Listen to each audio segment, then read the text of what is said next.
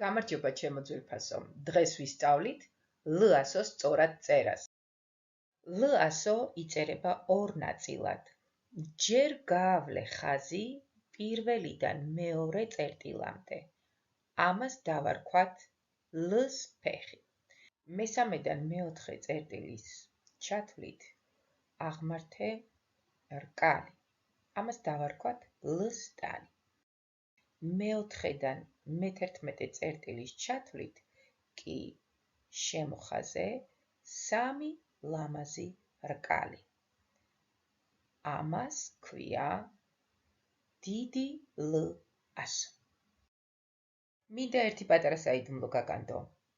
სამთაღიანი ლ-ს გარდა ქართულში გვაქვს ერთთაღიანი ლ-ც, რომელიც ახლა გამოჩნდება. როგორ იწერება ერთთაღიანი լ, მაგას მომდევნო ვიდეოში გასწავლი. გაინტერესებს მსგავსი ვიდეოები? მაშინ დააჭირე ღილაკს ხელი ახლავე და გამოიწერე ჩემი YouTube არხი.